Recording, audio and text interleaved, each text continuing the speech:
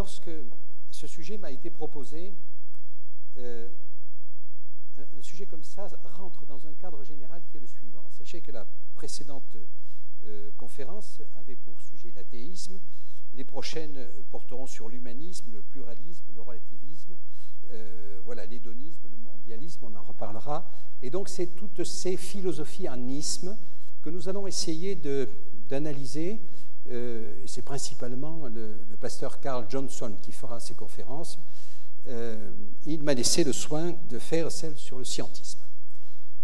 Donc j'ai accepté, mais ce n'était pas simple, il a fallu que je me plonge dans un certain nombre d'éléments là-dessus.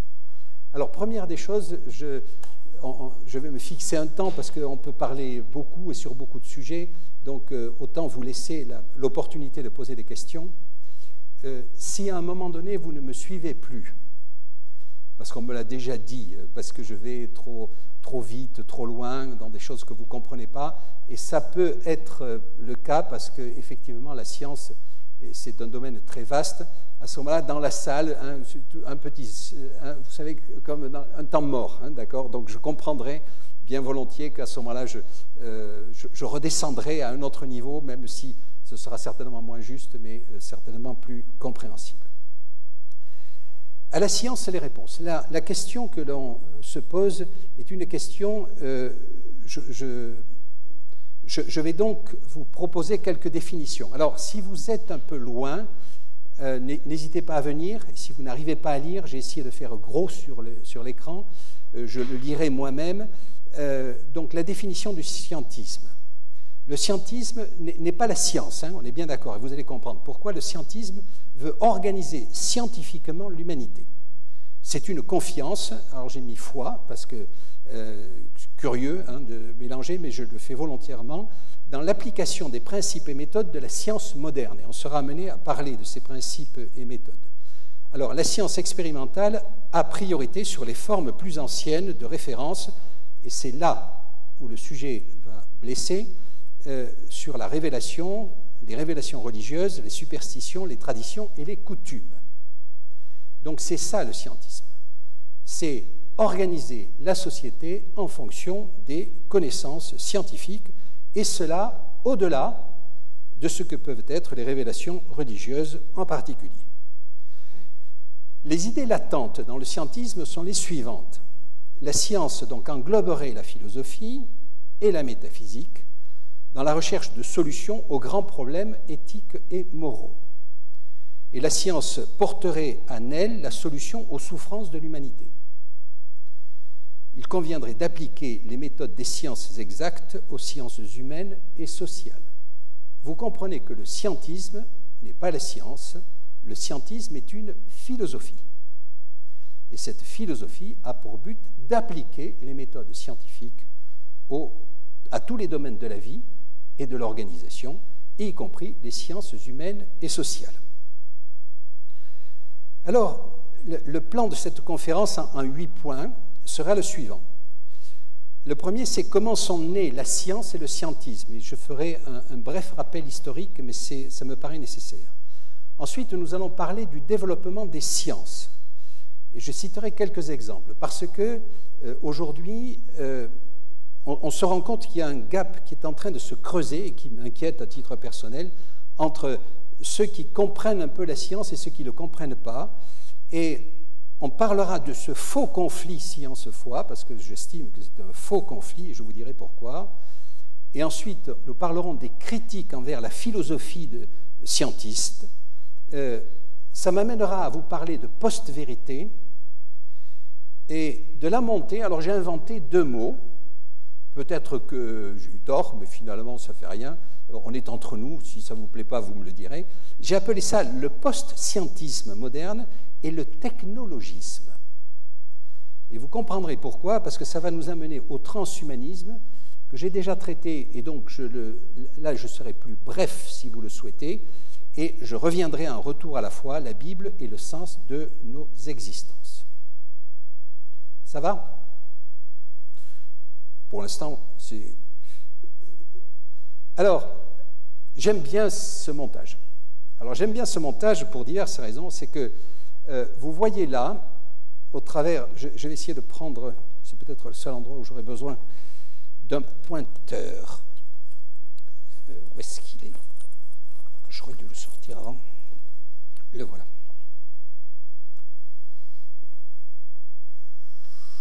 Non, vous n'allez pas bien voir, donc c'est pas la peine.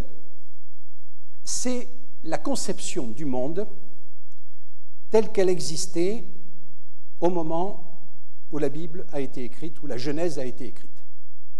Je vous ai déjà présenté cette photo, et si vous connaissez la Bible, vous pourriez retrouver ça au travers d'un certain nombre de textes. Donc vous avez une terre plate, vous avez une voûte céleste. Sur cette voûte céleste sont accrochées les étoiles.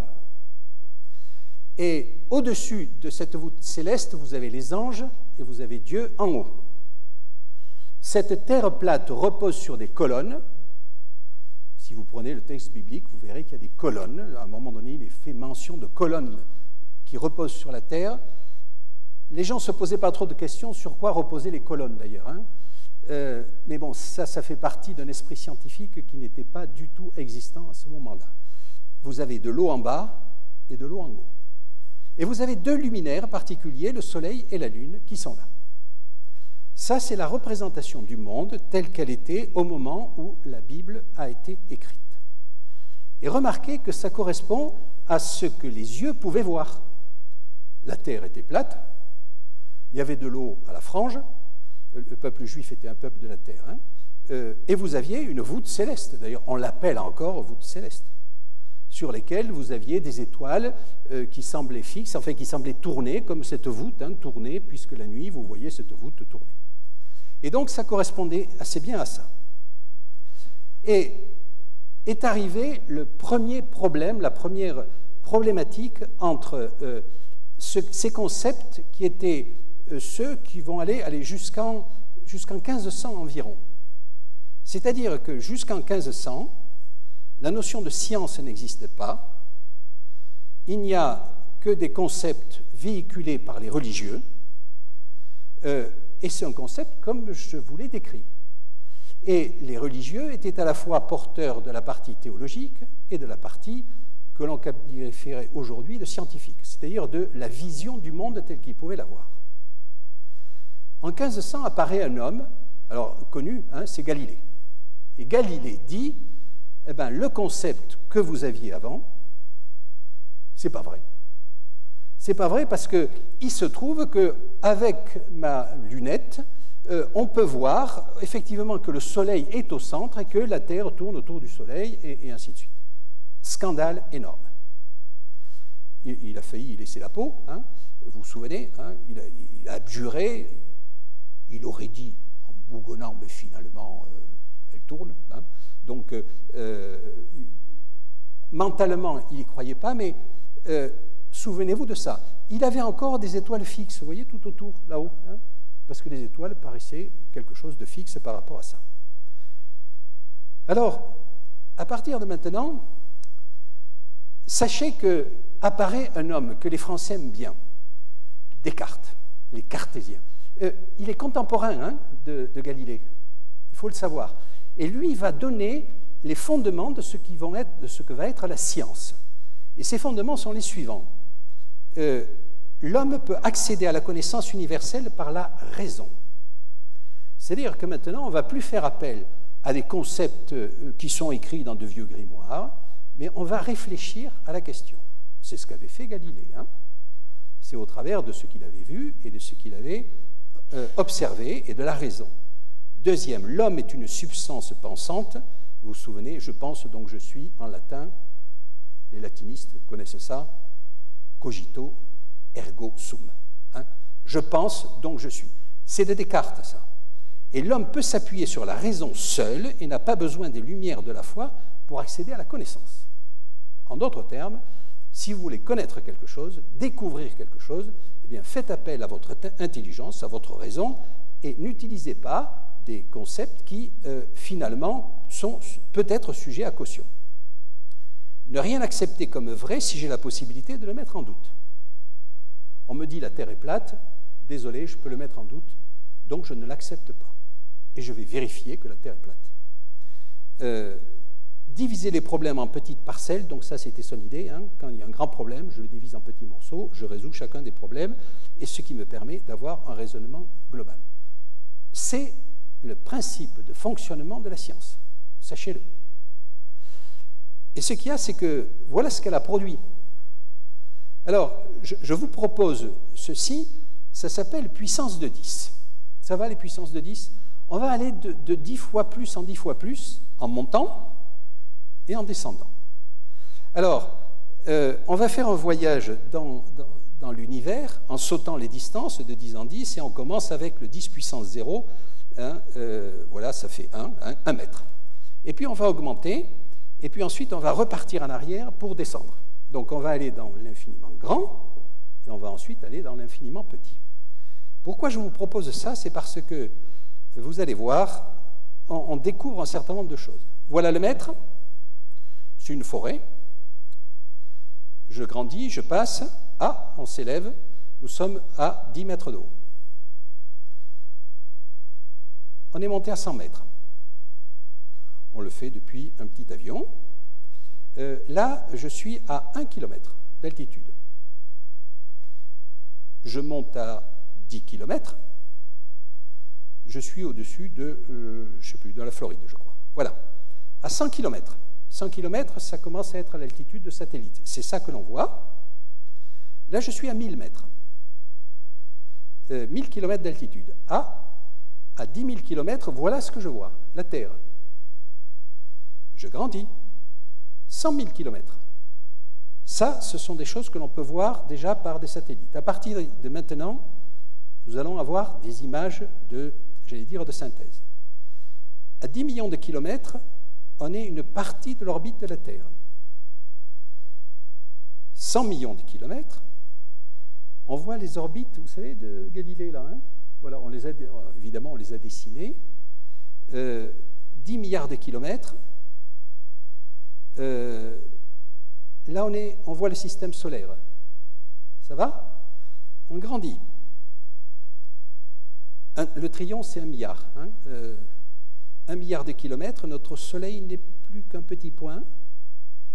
Une année-lumière. Alors maintenant, on va passer en année-lumière. Hein. Une année-lumière, c'est une distance, d'accord? Qui vaut environ 10 puissance 17 mètres, d'accord? 100 années-lumière, 1000. On est toujours dans la Voie lactée. Et ici, 10 000 années-lumière, c'est le 10e de la Voie lactée. 100 000 années-lumière, c'est la Voie lactée, la distance que vous voyez. Et vous voyez ça quand vous regardez le ciel la nuit et que vous voyez ce petit point blanc. Au-delà, eh bien, vous avez votre système, notre Voie lactée, qui n'est autre qu'une galaxie parmi d'autres galaxies. On est dans un amas de galaxies. On pourrait continuer, je m'arrête là. Ces photos n'ont pas été prises, effectivement. C'est des montages, mais je vous montrerai comment on les obtient. Alors maintenant, on descend. On redescend, après être allé des amas de galaxies, et puis on va redescendre. On redescend, hop, on va arriver à notre jolie petite Terre. Voilà, on revoit la Terre. Hein, on n'est pas grand-chose, hein. On n'est pas grand-chose dans l'univers. Alors maintenant, on redescend. Voilà, c'est la Floride. Parfait. Et donc, on va maintenant faire cette descente. Et vous allez comprendre pourquoi. Tout ceci, Galilée ne le savait pas, évidemment. C'est venu après. Et grâce à la science. Alors, voilà, je ne sais pas si je peux accélérer peut-être un peu. On va y arriver. Voilà, on a notre feuille de départ. Voilà notre feuille. Ça fait plus 1 mètre, elle fait 10 cm. On plonge les nervures de la feuille. On est en 10 puissance moins de 1 millième. Hein. On est au millimètre là. Ça, on peut le voir encore. Les cellules, les microns. Je descends encore. 10 microns. Chouette, on commence à voir l'intérieur de la cellule, de cette feuille. Ça, c'est les chromosomes. Je descends encore. Chaque fois, on descend de 10. Hein. Voilà, l'ADN, les molécules. C'est assez fascinant. On arrive au niveau de l'atome, avec les nuages d'électrons. Ça ressemble en tout petit par rapport au reste. Et là, on redescend encore, on arrive au picomètre, 10 puissance moins 12, un vide, un énorme vide entre le cœur de l'atome et les électrons. La nature est faite de vide. Voilà un atome de carbone. Et puis, on va descendre encore un peu. Plus bas que l'atome, qu'est-ce qu'on a? Vous vous souvenez? Le plus profond? Le quark. Le quark. Vous allez voir, on ne peut pas descendre beaucoup plus bas. Vous avez vu le parcours? Alors maintenant, ce que je voudrais vous montrer, c'est l'instrument, et c'est là où on va être obligé de faire un effort. Ça, c'est l'instrument de Galilée. Vous voyez, sa lunette. Vous avez déjà vu au travers de ça des jumelles? Vous n'avez pas été surpris. Sachez que les premiers qui ont regardé au travers d'une lunette se sont dit, mais qu'est-ce que c'est que ce miracle? C'est satanique, alors, son truc-là. Hein, parce qu'au-delà de l'œil, on voit mieux que l'œil. D'où vient l'image? Hein? C'était assez extraordinaire.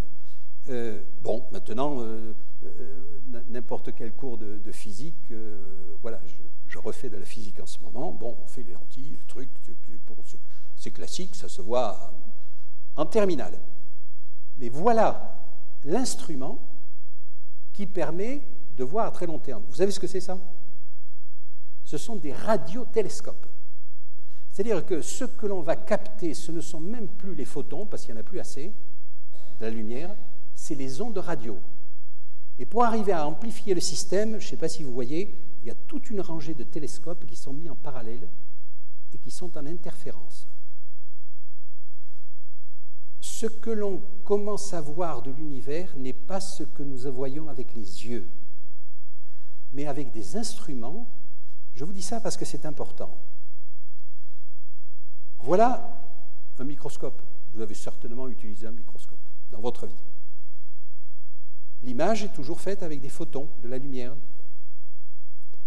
Dans ma jeunesse, j'ai utilisé ça. C'est quoi? C'est un microscope électronique. Alors, la particularité de ce microscope électronique, c'est qu'évidemment, on va beaucoup plus loin, mais au lieu d'avoir des photons, on a des électrons. Et l'image que l'on voit doit être interprétée, parce qu'en fait, ce que l'on voit, ce sont des électrons qui passent au travers de cristaux. Et ce que l'on voit, c'est l'image de ça. Et donc, vous vous rendez compte que chaque fois, pour arriver à progresser, on est obligé d'avoir d'autres instruments. Et donc, mais ça permet de progresser. Alors, il y en a une autre que je voulais vous montrer, celle-ci, histoire de vous faire sourire. Ça, c'est quoi? C'est un arc-en-ciel. Où est-ce qu'on trouve la première trace de l'arc-en-ciel? Noé, dans la Bible. Et vous vous souvenez, c'est l'arc de Dieu dans le ciel. Et si je dis ça, c'est parce que aujourd'hui, n'importe quel étudiant de terminale vous dira qu'un arc-en-ciel, c'est tout simplement la diffraction de la lumière par des petites particules d'eau. Ici, c'est un prisme. Donc, nous savons fabriquer un arc-en-ciel. Alors, ça ne veut pas dire que le texte de la Bible est faux, hein, mais ça veut dire que, attention, ne dites pas quand vous voyez un arc-en-ciel, c'est l'arc de Dieu qui est dans le ciel. C'est tout simplement une image de la décomposition de la lumière par ceci. Après, la relation avec Dieu, c'est autre chose. Alors ça va faire plaisir à un certain nombre. C'est quoi ça? Vous vous souvenez de votre enfance? Une table de multiplication. Ah, la table de multiplication. Vous faites combien de multiplications comme ça à la seconde? Si je vous interroge, hein, 7 x 8, 56, 7 x 7, ouais. Allez, une multiplication par seconde. Ça va? C'était ce qu'il savait faire Galilée. Et ça, c'est quoi?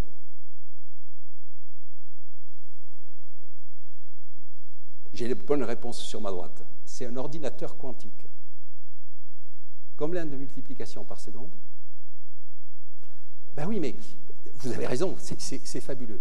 C'est 1 milliard de multiplications par la seconde. Ce n'est pas 1 milliard, c'est 1 milliard de milliards. C'est un ordinateur quantique. Et ça existe. Et donc dites-vous que ça, c'est le fruit de la science. Et vous l'utilisez ou non, et demain, on utilisera ça. Alors, dernier point que je voulais vous montrer, pour vous montrer, on est sur le déploiement de la science, hein, le développement. Vous avez remarqué, c'est quoi ça? C'est une pièce de Molière, le médecin malgré lui. Si vous voulez, on est en 1600, 1700. Et c'était quoi la médecine à l'époque? Et aujourd'hui, c'est quoi? Aujourd'hui, c'est ça. Alors peut-être que vous êtes déjà passé dans un scanner. Alors au début, ça fait peur, mais regardez, c'est un mélange d'électronique, d'informatique, de tout un tas de trucs. Et ça, c'est l'évolution de la science. Alors, ceci pour vous montrer cette évolution qui finalement s'est faite depuis, on va dire, 1500. Hein. C'est donc très récent dans l'histoire de l'humanité. Et dites-vous que les contemporains de cette époque n'imaginaient certainement pas tout ce qui pouvait être fait. Alors la dernière image, je sais qui, pour certains, peut poser problème, mais pour moi n'en pose pas, j'ai mis en parallèle deux choses. D'un côté, à gauche, c'est quoi? C'est les signes du zodiaque. Ça, c'était la conception du monde des Babyloniens. Hein, les 12 signes du zodiaque, dont on sait aujourd'hui pertinemment, on a démontré que c'était faux. Aujourd'hui, parce qu'il y a eu un décalage d'un signe du zodiaque, hein, donc depuis le temps des Babyloniens. Donc si les Babyloniens avaient raison, aujourd'hui c'est faux. Et pourtant on a conservé les signes. Ce qui est pour moi sidérant, c'est que cette conception du monde avec les signes du zodiaque, l'astrologie, est quand même acceptée par, allez, 20% de la population. Quelque chose qui est scientifiquement faux. Parce que comment des étoiles qui sont à des millions de kilomètres, pour certaines des milliards, peuvent avoir une influence sur votre vie d'aujourd'hui? Bon, parce que quelque chose qui s'est passé au travers de la science et qui nous pose des questions quand même, c'est que plus on regarde loin, je crois que je vous l'ai dit, mais je le répète parce que c'est important, plus on regarde loin, plus on remonte dans le temps. Vous me suivez encore, ça va? Pas trop perdu? Je m'explique. Ce que vous voyez du soleil, c'est le soleil il y a combien de temps? 8 minutes. C'est-à-dire que si le soleil explosait maintenant, pendant 8 minutes, il ne se passerait rien sur la Terre.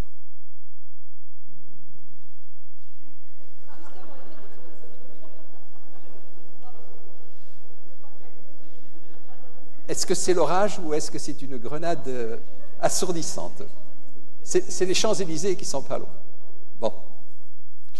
Ben, voyez, la vitesse du son, voilà, se transmet à 300 mètres par la seconde, mais si c'était un éclair, on le voit pas tout à fait instantanément. Et donc, si vous regardez maintenant Mars est à quelle distance? Alors ça peut varier, mais en moyenne, à quelle distance de temps? C'est 20 minutes. C'est-à-dire que si vous envoyez un signal sur Mars, il arrive là-bas 20 minutes après. Si vous voulez parler avec quelqu'un sur Mars, vous lui dites bonjour, vous attendez 40 minutes, parce que lui, au bout de 20 minutes, il vous dit bonjour, et le temps que le bonjour revienne, ça fait 40 minutes. Les conversations vont être un peu difficiles. Mais c'est comme ça. Et ça, nous sommes dans Mars. Mais vous avez donc des planètes, voire des étoiles, et quand vous prenez, alors on va prendre quelque chose que vous connaissez bien parce que vous l'avez vu, qui est la Voie lactée. On se rappelle, la distance de la Voie lactée, c'est la grandeur de la Voie lactée, c'est 100 000 années-lumière. C'est-à-dire que lorsque vous regardez une étoile de la Voie lactée, et vous le voyez, vous sortez la nuit, l'image que vous avez est une image qui date de 100 000 ans. Ça va? 100 000 ans. C'est-à-dire qu'on n'est même pas sûr qu'elle existe toujours. Mais il y a 100 000 ans, elle était là. Preuve que, enfin, et à mon avis, elle ne s'est pas créée instantanément il y a 100 000 ans. C'est-à-dire que ce que nous voyons, et ça c'est la Voie lactée, mais vous avez d'autres galaxies que l'on voit et que l'on peut apercevoir, celles qui sont à 1 million d'années, ça veut dire que la lumière a mis 1 million d'années pour venir chez nous. C'est-à-dire qu'elle existait depuis 1 million d'années. Le monde tel qu'il est aujourd'hui, tel qu'on le voit, tel que la science, et j'écoutais encore très récemment une émission sur le sujet, il existe une certitude, c'est qu'il y a 13,8 milliards d'années, il s'est passé un événement particulier qui s'appelle le Big Bang et qui est à l'origine, alors je reconnais que c'est compliqué, qui est à l'origine à la fois de l'espace et du temps, où tout l'univers était rassemblé dans un volume qui était une tête d'épingle. Et cet univers, c'est la fameuse expansion de l'univers, et on a une démonstration de ça. Voilà, entre un univers fixe des Babyloniens avec les signes du zodiaque et ce que nous savons aujourd'hui du monde, et ce n'est pas une théorie, c'est une certitude. J'allais dire, c'est comme le théorème de Pythagore. Vous pouvez me dire, je ne crois pas au théorème de Pythagore. Vous pouvez ne pas y croire. Maintenant, on peut vous le démontrer. Alors vous pouvez ne pas croire à la démonstration. Je reconnais que celle-ci est plus délicate, mais elle se fait. Alors je poursuis. Le faux conflit entre science et foi. Et je dis bien le faux conflit, et je vais aborder le scientisme tout à l'heure. La science a éliminé de la société une bonne partie, je dis bien une bonne partie, parce qu'elle n'a pas tout éliminé, d'une fausse conception de Dieu, qui est la crédulité et le dogmatisme. Le Dieu des événements que l'on ne comprend pas, par exemple la course des étoiles ou l'arc-en-ciel. Du temps de Galilée, les prêtres de l'époque étaient persuadés que c'était Dieu qui prenait les étoiles et qui les déplaçait les unes après les autres. Aujourd'hui, on sait que ça se fait sous la forme d'une loi physique, mathématique bien connue. C'était le dieu de l'astrologie, ce que je vous ai dit, et le dieu de l'alchimie. Et je pense qu'on peut affirmer que la science a gagné la bataille du comment, de la vérité scientifique, et par exemple le Big Bang. Dans cette fameuse conflit entre science et foi, pour faire simple, on va dire qu'il y a la question du comment ça s'est passé et la question du pourquoi ça s'est passé. La question du comment, elle est réglée. La science a réglé le problème. Maintenant, elle n'a absolument pas réglé le pourquoi. Parce que dans la recherche du pourquoi, la science va buter sur 3 obstacles majeurs. Et c'est récemment qu'on a vu ça. Quand je dis récemment, ça date des 30 dernières années. Qui sont l'existence de l'univers par lui-même, de la vie et de l'homo sapiens, ou l'homme si vous préférez, et qui ramènent à la foi et à Dieu. Alors, je vais m'expliquer un petit peu là-dessus, je pense que c'est important. Quand vous prenez le Big Bang, tel que je vous l'ai présenté, la question des scientifiques est la suivante, c'est, et on va partir de cette parole, je crois que je vous l'ai déjà dite, mais finalement c'est bon de la répéter, pourquoi existe-t-il quelque chose plutôt que rien? Vous allez dire, ça vous paraît surprenant, mais si vous prenez les lois de la physique, à partir de rien, il n'y a rien. Or, manifestement, il y a quelque chose. La preuve, c'est que nous sommes là, c'est la preuve qu'il y a un univers, qu'il y a une terre et que vous êtes là. Et donc, la question, c'est le commencement. Vous me voyez peut-être un peu venir, mais d'où vient le Big Bang? Ou qu'est-ce qu'il y avait avant le Big Bang? Sachez que c'est une question qui, finalement, selon les équations d'Einstein, n'a pas de sens. Je vais vous donner un exemple. Vous demandez à quelqu'un d'aller au pôle Nord. Il est au pôle Nord et vous lui dites maintenant, va au Nord. Ça n'a pas de sens. Vous me suivez? On ne peut pas aller au nord du pôle Nord. On ne peut aller que vers le sud, quelle que soit la direction. Donc aller au nord du pôle Nord, c'est une parole, c'est une question qui n'a pas de sens. Et effectivement, un des problèmes du Big Bang qu'on rencontre, c'est que au Big Bang, au début du Big Bang, c'est pas une explosion dans le vide, c'est quelque chose qui se passe et qui crée et l'espace et le temps. Et donc, dire qu'avant le Big Bang, ça n'a pas de sens. Et c'est là où c'est une vraie question pour les scientifiques, et sachez-le, c'est une question existentielle qui se pose, et je vous l'ai déjà dit, et je le répète ici, quand vous prenez des livres de cosmologie qui essaient de voir comment s'est formé l'univers, tous arrivent à un moment donné à la question de Dieu. J'arrive à la question, et c'est pour ça que je l'ai mis au niveau de la foi. Parce que la seule solution possible que peut avoir la science, et elle l'admet, c'est le hasard. Et à vrai dire, si c'est le hasard, sachez qu'on a énormément de chance. Mais quand je dis énormément, c'est énormément.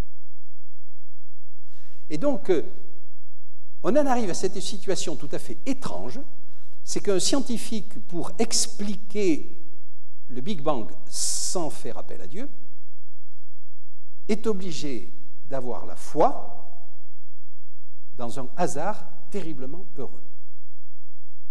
Curieux. Curieux, mais qui, moi, ne me gêne absolument pas. C'est-à-dire qu'au travers de ceci, on se rend compte que cette science moderne, contrairement à la science au niveau de Descartes qui semblait vouloir écarter Dieu et qui était arrivée à écarter Dieu d'une fausse conception de Dieu, de ce Dieu qui était dans les endroits qu'on ne comprenait pas, et puis quand on comprenait, on disait on va le mettre ailleurs, et un peu plus loin encore, jusqu'au moment où la science a dit à force de reculer Dieu, finalement, c'est qu'il n'existe pas. La science moderne est en train de dire le contraire. Tout au moins de se poser la question. Parce que là, on est sur la question du pourquoi, et vous allez voir, elle n'arrive pas à répondre. La deuxième, c'est l'existence de la vie. D'où vient la vie? Si vous prenez uniquement le hasard, franchement, on a beaucoup de chance. On a beaucoup de chance. À tel point que la seule solution, c'est de dire la vie vient d'ailleurs. On ne résout pas le problème, hein, parce que si elle vient d'ailleurs, comment elle s'est faite ailleurs? On cherche la vie sur Mars. On est en train de fouiller pour ça. Certains indices sembleraient montrer qu'il y a eu la vie sur Mars, d'autres non. Pour l'instant, on n'en a pas la preuve. On a quelques roches qui sont assez étranges, qui sur la Terre, on a pu en avoir. Il y a des roches qui viennent de Mars, hein, qu'on a eues. On n'est pas allé les chercher. En fait, elles sont venues toutes seules. Vous savez, quand vous avez un météorite très puissant qui arrive sur Mars, par exemple, hein, il arrive dessus et il projette dans l'espace un certain nombre de roches qui a fait exploser sur Mars. Et donc, on a retrouvé sur Terre des roches de Mars. On n'a pas trouvé la vie sur ces roches, hein, parce que c'est toujours délicat. Quand elles font un voyage comme ça, vous pouvez imaginer que, avec le froid sidéral qu'il y a eu, s'il y avait de la vie, il ne doit pas y rester grand-chose. Et puis, d'autre part, elles risquent d'avoir été polluées par les gens qui ont ramassé la météorite. Et la troisième question majeure, c'est l'homo sapiens. Plus on réfléchit sur l'homme, plus on se demande pourquoi la nature, si on part sur la théorie de l'évolution, comment se fait-il qu'un être pensant ait pu exister sur une planète comme la nôtre? Un être pensant qui a été capable, alors c'est vrai que c'est très récent, voilà, de découvrir que toutes les lois de l'univers, vous savez, le grand truc là qu'on a vu, étaient partout les mêmes, hein, et qu'il n'y avait que 4 forces fondamentales dans l'univers, qu'on est en train de rassembler sous la forme de 2. Et on va peut-être arriver à une formule unique, la fameuse théorie de la grande unification. Les gens y réfléchissent dessus. Mais attendez, être capable de faire ça, on reviendra sur les textes bibliques par rapport à ça. Et là-dessus, la science dit, je ne sais pas. Le pourquoi il y a l'homme, j'en sais rien. Pourquoi il y a la vie, j'en sais rien. Pourquoi il y a l'univers, j'en sais rien. Par contre, comment est arrivé l'univers à cette époque-là, là, ils savent. Et ils sont capables de le dire. Je poursuis.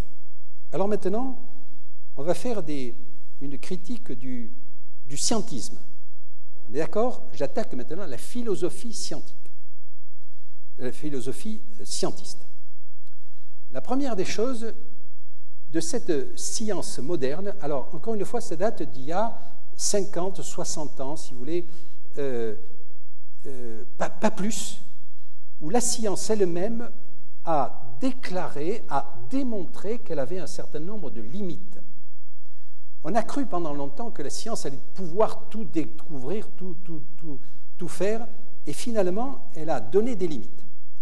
Je vais vous en donner quelques-unes. Alors, je reconnais que ce sont des formules, mais dites-vous que, voilà, c'est des formules universellement connues, et tous les physiciens connaissent ça.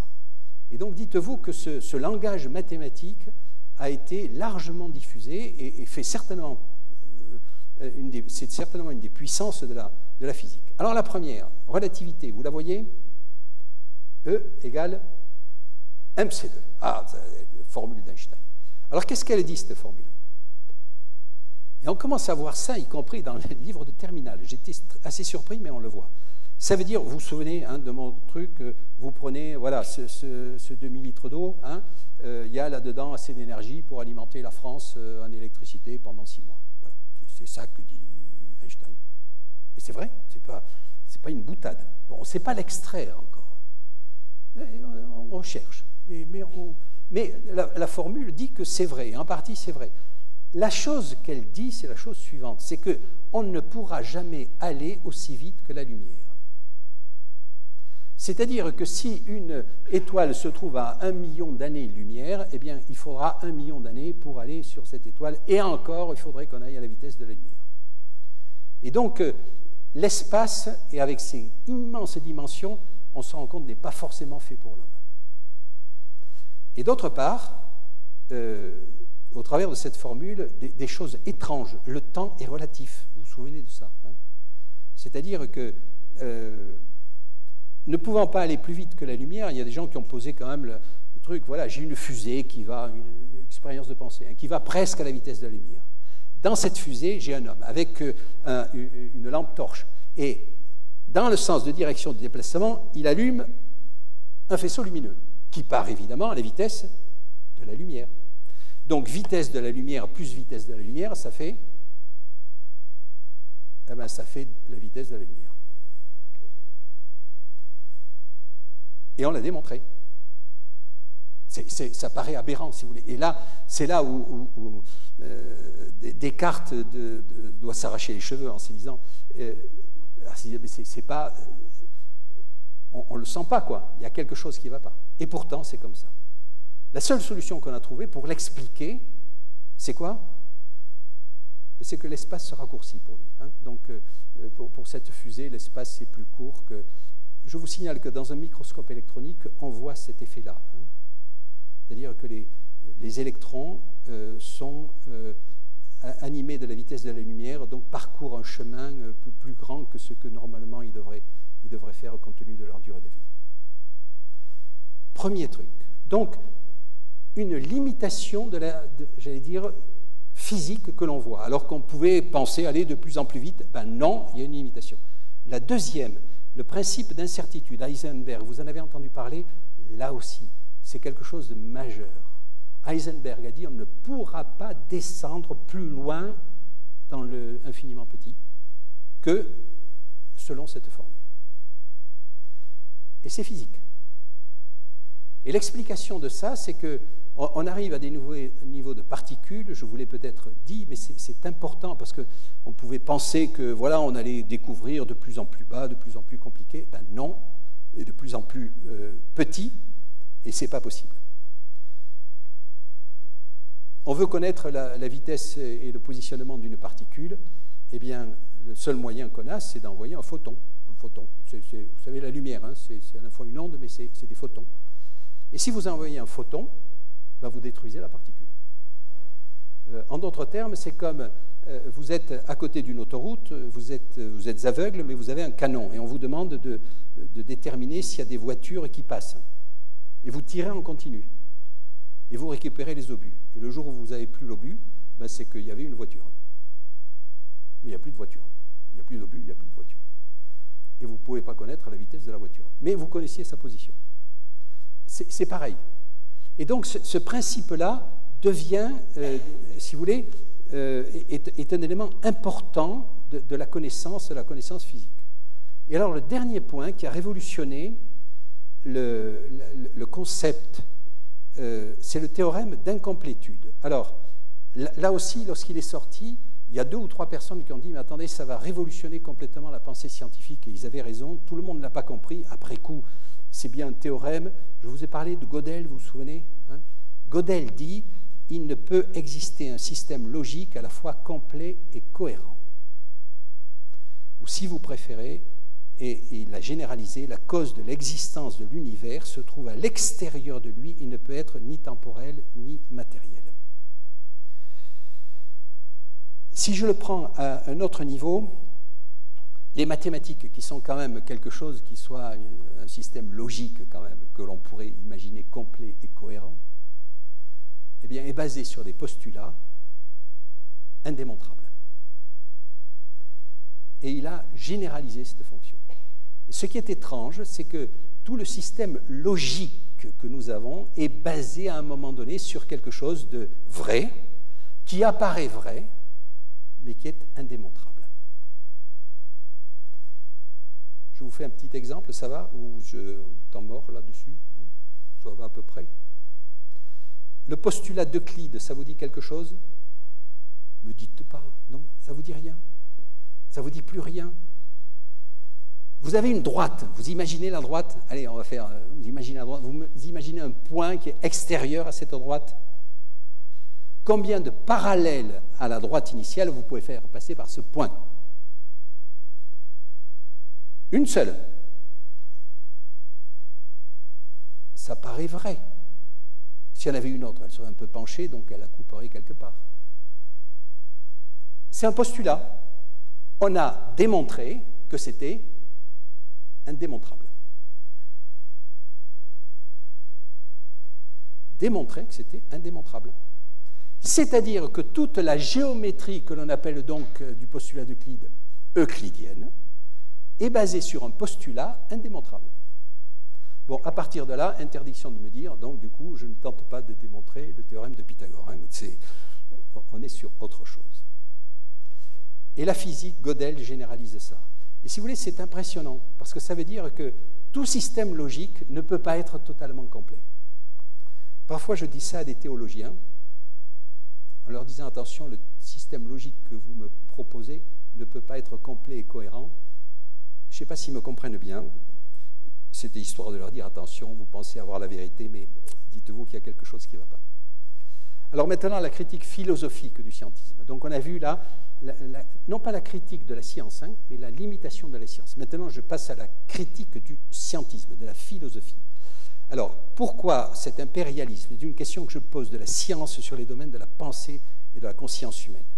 Alors, Eddington disait la chose suivante, les symboles mathématiques utilisés dans la physique actuelle, vous savez les symboles que je vous ai présentés là, hein, ça va, ressemblent aussi peu aux faits réels que le numéro de téléphone au visage de l'abonné qu'il peut appeler, d'accord? Quand vous faites un numéro de téléphone, ce n'est pas un visage que vous appelez, c'est un numéro. Eh bien, ces concepts physiques sont éloignés de la réalité, mais nécessaires. Et il dit, attention, Wittgenstein, même si toutes les questions scientifiques étaient résolues, et là on attaque le cœur, nos problèmes de vie ne seraient pas touchés. C'est-à-dire, ce n'est pas le fait de résoudre les problèmes scientifiques qui va vous amener à changer votre vie. Jean Fourastier, un Français, la science nous apprend à peu près comment nous sommes là, on est sur notre question, elle ne nous apprend pas pourquoi nous sommes, ni où nous allons, ni quel but nous devrions donner à nos vies et à nos sociétés.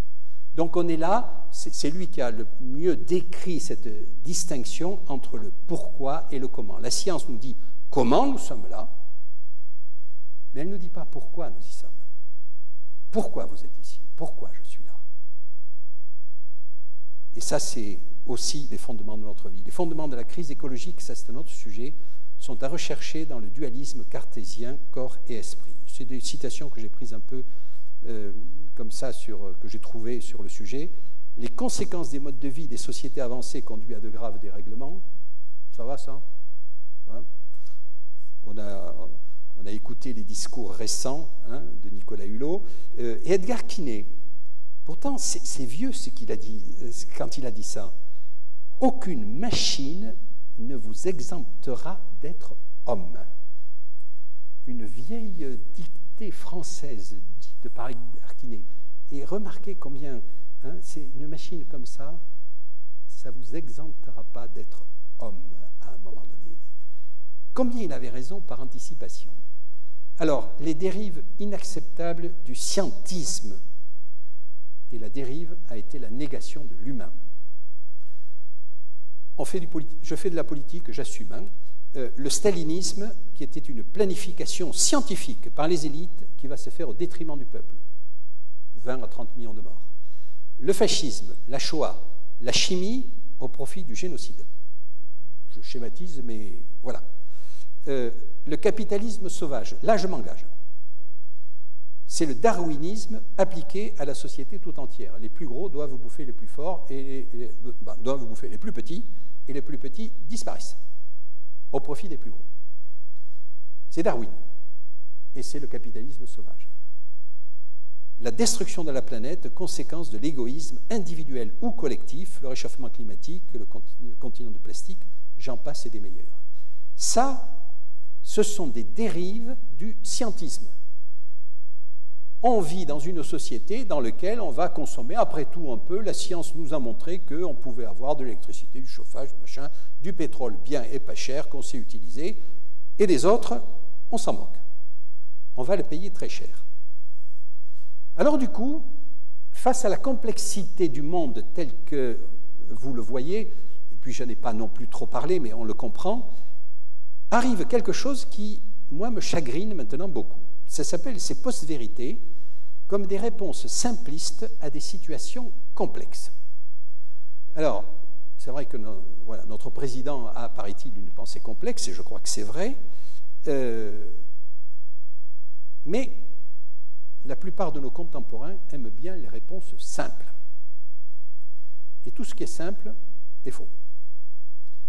Et du coup, va naître un concept très récemment, je trouve, enfin tout au moins dont j'ai pris conscience récemment, qui s'appelle la post-vérité.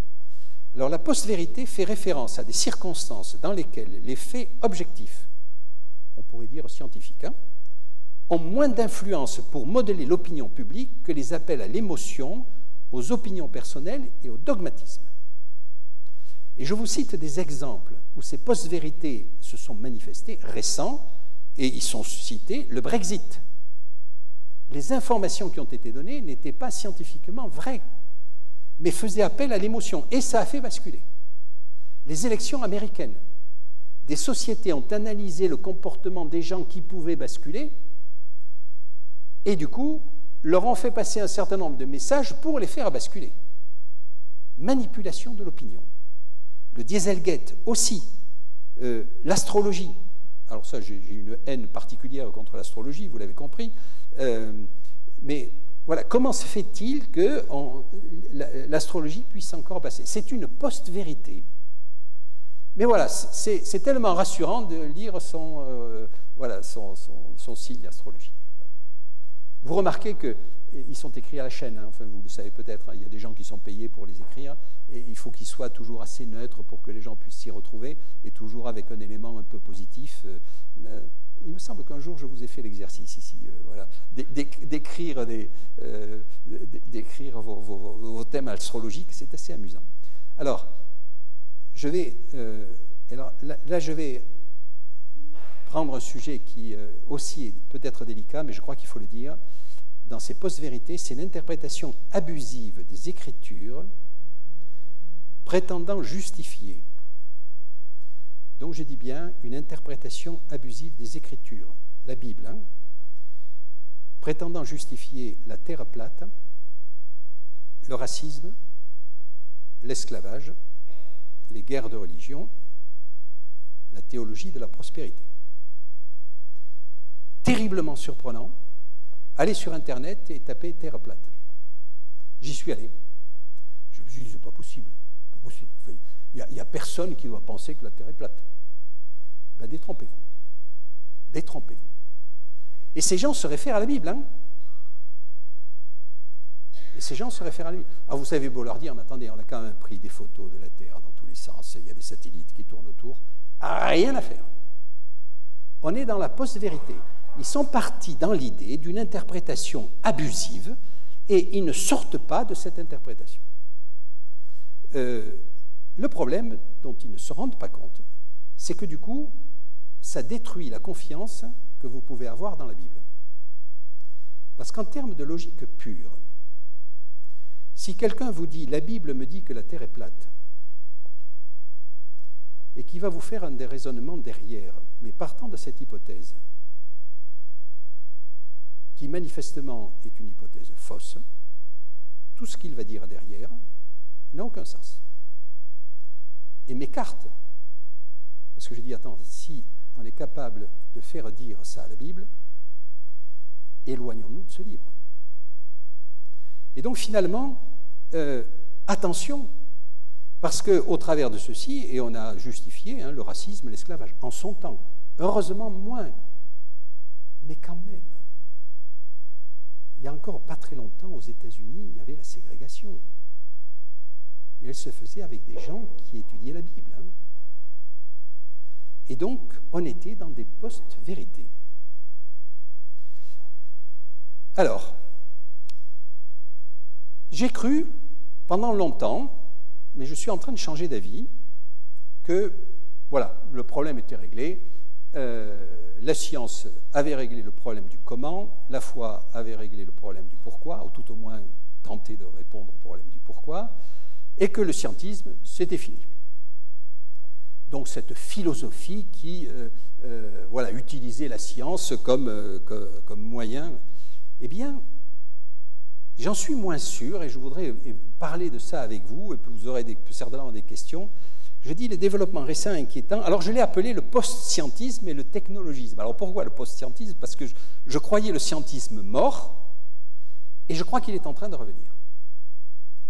Et le technologisme aussi. Et vous allez comprendre pourquoi. Alors, j'ai pris quelques exemples. Voilà le développement de la technologie. C'est quand même pas mal, non? Un homme qui a une jambe en moins, grâce à la technologie que l'on connaît aujourd'hui, est capable de marcher. Vous vous souvenez de cette... Comment il s'appelait ce coureur-là qui avait des gens... en carbone, mais là c'est encore mieux parce que c'était des prothèses fixes, alors que là on est sur des prothèses mobiles. On a vu des gens danser avec des trucs comme ça, c'est tout à fait extraordinaire. Ça c'est la bonne utilisation de la technologie. Et si je vous montre ça, c'est quoi ça? Vous voyez le bonhomme? C'est un homme, hein? C'est pas un robot. On appelle ça comment? Ah, je vois qu'il y a des jeunes qui sont... Absolument, ça s'appelle un cyborg. C'est-à-dire un humain qui est en relation avec la machine, et ça, c'est le soldat, c'est la présentation du soldat américain de demain.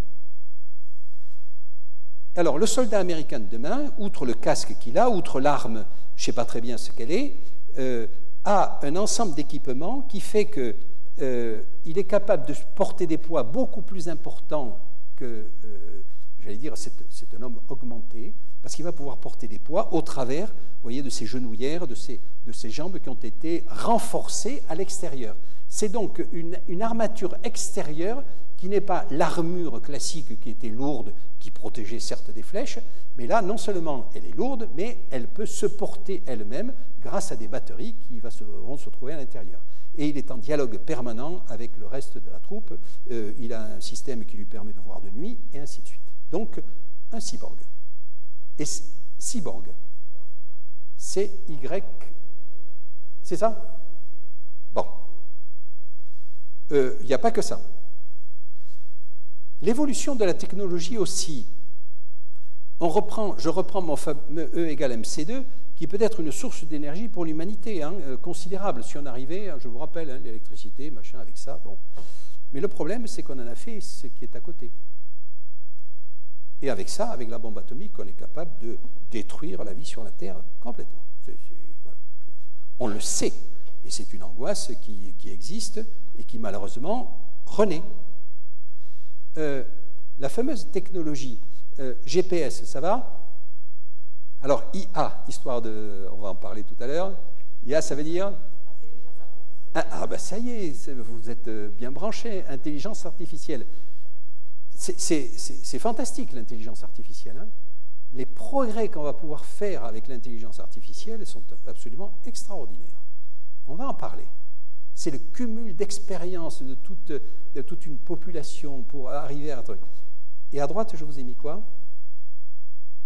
À droite, pour vous, oui. Un drone. La particularité de celui-là, je crois que ça ne se voit pas bien, mais c'est qu'il est armé. Et donc, avec ça et l'intelligence artificielle, on est capable de faire voler des engins à très grande distance. Le pilote se trouve quelque part, dans un blockhouse quelque part en France, aux États-Unis, tranquille, le soir il rentre chez lui et il mange avec ses enfants et avec sa femme. Et le lendemain, il repart au combat. Ça crée des problèmes psychologiques majeurs. Mais c'est ça que l'on vit actuellement, avec des dégâts collatéraux qu'on n'ose pas mesurer. J'en arrive au transhumanisme. Bon, on en reparle ou on va un peu vite là-dessus? Allez, je vais un peu vite. La science, la recherche génétique sur les maladies orphelines, ça va?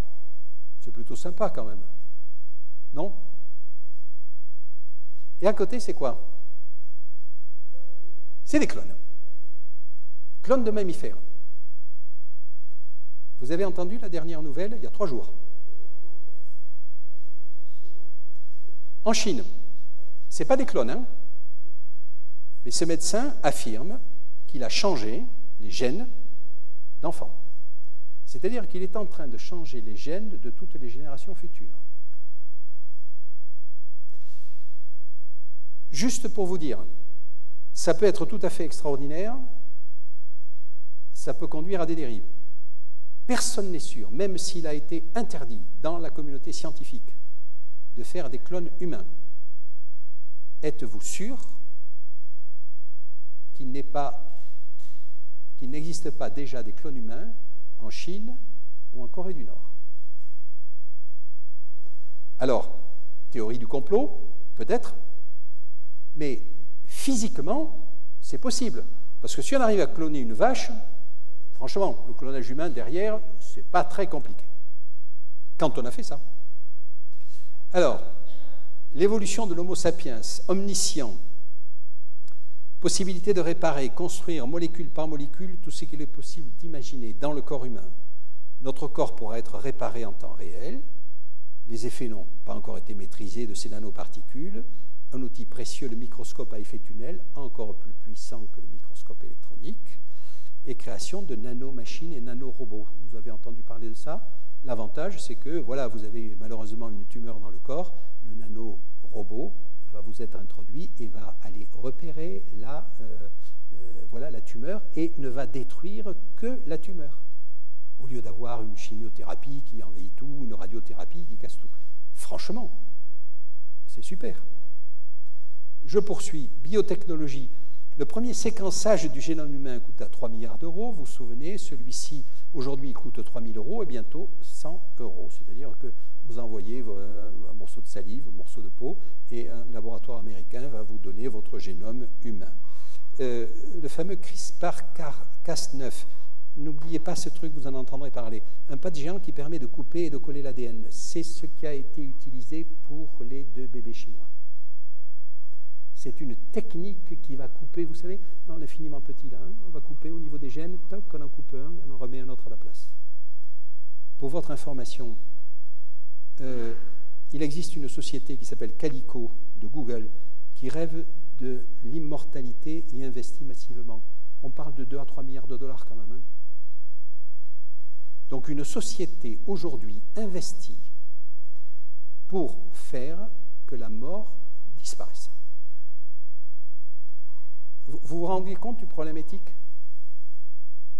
Des gens estiment qu'on va pouvoir vivre 100, 200 ans.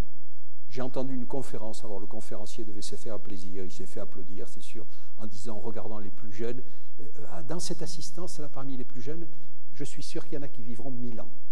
Alors, applaudissements, voilà. Vous imaginez un monde dans lequel les gens vont vivre 1000 ans? Vous allez devoir me supporter 1000 ans? Et comment, hein, moi je suis à la retraite, hein, je vis de ma retraite. Et vous allez devoir payer pour ma retraite pendant 1000 ans? Toi, tu y seras déjà, tu as raison, le plus jeune y sera déjà. Alors, donc, on est en train de faire payer... Non, mais vous voyez les problèmes éthiques, philosophiques qui se trouvent derrière ça. Mais il y a une société qui investit là-dedans. Et avec 3 milliards de dollars ou d'euros, on peut faire des choses. Et il se fait des choses. Et il y en a une en Chine, et alors pour moi ça a été...